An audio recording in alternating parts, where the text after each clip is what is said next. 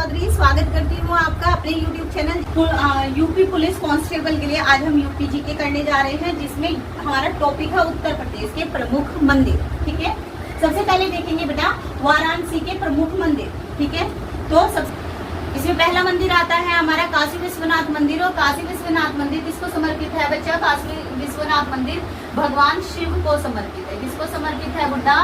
भगवान शिव को समर्पित है। ठीक है, सेकंड नंबर पर आता है तुलसी मानसा मंदिर। देखिए तुलसी मानसा मंदिर क्या है? इसी मंदिर में जो आपने नाम सुना होगा तुलसीदास जी का, तुलसीदास जी ने अवधी भाषा में ना रामायण की रचना की थी। किसकी रचना की थी बेटा? रामायण की रचना अवधी भाषा में की थी। कहाँ पर की थी? इसी तुलसी मानसा मंदिर के अंदर ही बैठकर की थी। ठीक है बच्चा, अब आता है हमारा दशमेश्वर घाट। दशमेश्वर घाट में क्या है? जो ब्रह्मा जी है ना हमारे भगवान ब्रह्मा जी, इन्होंने इसी घाट पर दशमेश्वर घाट पर क्या किया था? यज्ञ किया था। और 10 अश्वों की, ठीक है, अश्व मीन्स घोड़े, 10 घोड़ों की क्या दी थी? बलि दी थी। इसलिए इस घाट का नाम क्या पड़ा हुआ है? दशमेश्वर घाट पड़ा हुआ है। ठीक है बच्चा, अब आता है हमारा संकट मोचन मंदिर। ठीक है, नाम से ही पता चल रहा है संकट मोचन मंदिर किसके लिए समर्पित है बेटा? ये हनुमान जी के लिए समर्पित है। किसके लिए समर्पित है? हनुमान जी के लिए। ठीक है, हनुमान जी के लिए।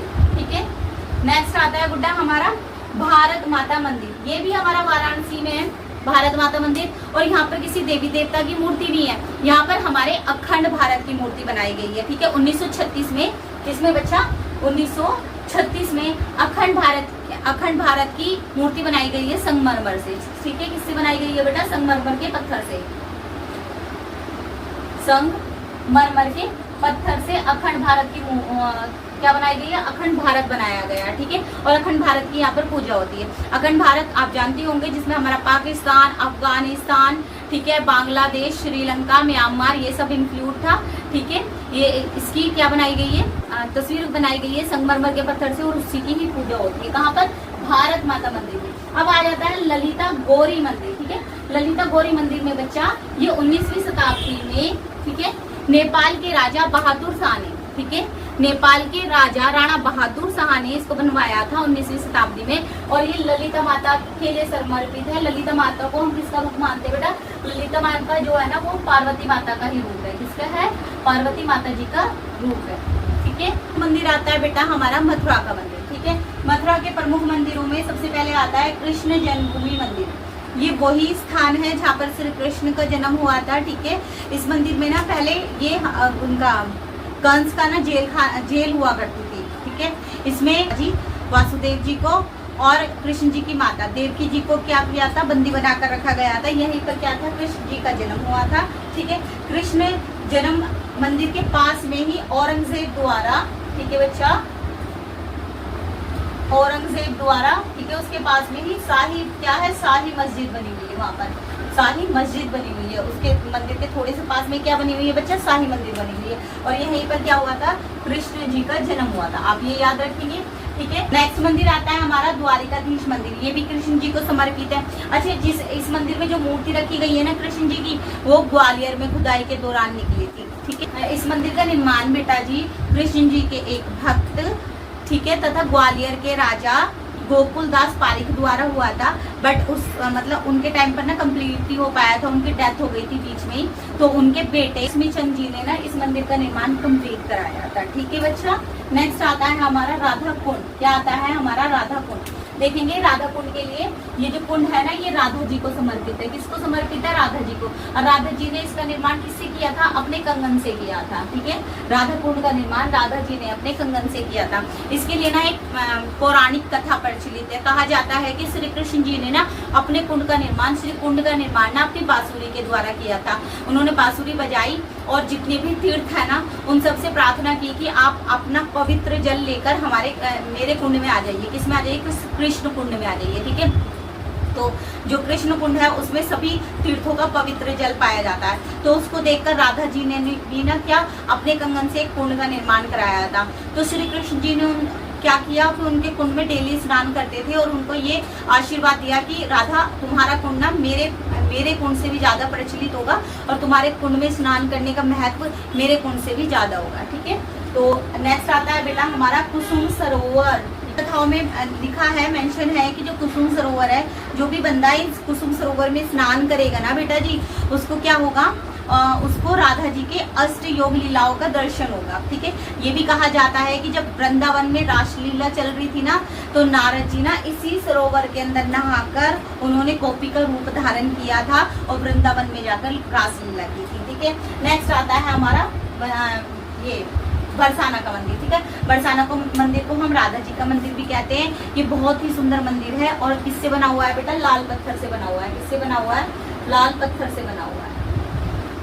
ठीक है, राधा जी को समर्पित है ये मंदिर। किसको समर्पित है, राधा जी। ना हम वृंदावन के मंदिर देखने जा रहे हैं। तो पहला मंदिर आता है वृंदावन में बांके बिहारी मंदिर। ये कृष्ण जी को समर्पित है।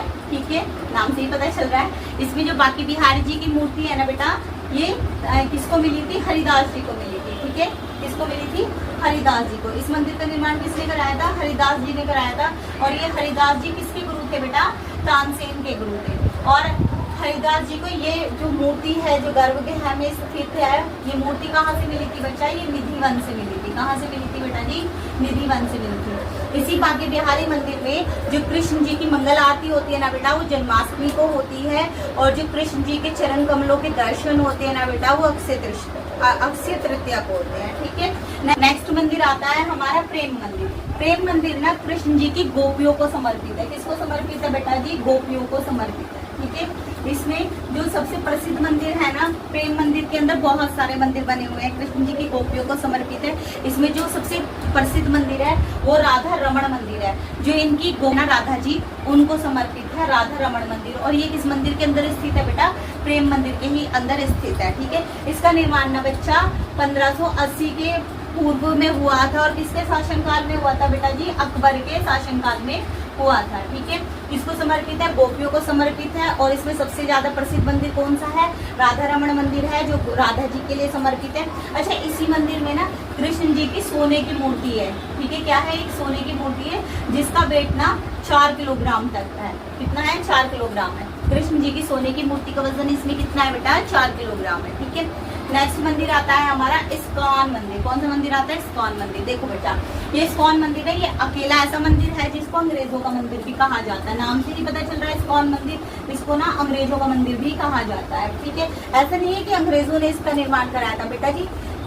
बात यह है कि सबसे ज्यादा अंग्रेज ना इस मंदिर में ही आपको कृष्ण की रासलीला में डूबे हुए मिलेंगे। यहाँ पर भजन कीर्तन चलता रहता है। और ये मंदिर ना, इस्कॉन मंदिर, ये कृष्ण जी के भाई बलराम को और कृष्ण जी को समर्पित है। किसको समर्पित है बेटा, कृष्ण जी को और कृष्ण जी के बड़े भाई बलराम जी को समर्पित है। ठीक है, इस्कॉन मंदिर है ना बेटा, इस मंदिर में ना भगवत गीता का कई भाषाओं में अनुवाद मिलेगा आपको। इसका भगवत गीता का, ठीक है, भगवत गीता का कई भाषाओं में अनुवाद मिलेगा, किसमें, इस्कॉन मंदिर के अंदर। ठीक है, नेक्स्ट मंदिर आता है बेटा गोपेश्वर मंदिर। अब देखो, गोपेश्वर मंदिर के जो प्रांगण में ना एक पीपल का वृक्ष पाया जाता है।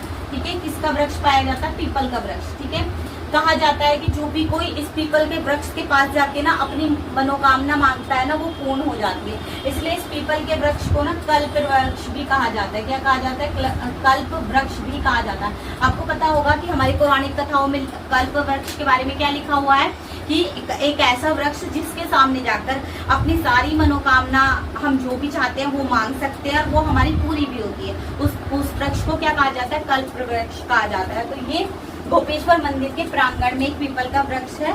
ऐसी मान्यता है कि वहां पर जाकर कुछ भी मांगो तो मिल जाती है। अच्छा, ये गोपेश्वर मंदिर ना जो वृंदावन में स्थित है बेटा, ये भगवान शिव को समर्पित है। किसको समर्पित है, भगवान शिव को। और भगवान शिव ना यहाँ पर पुरुष क्या बोलेंगे उसको, पुरुष रूप में स्थित नहीं है बच्चा।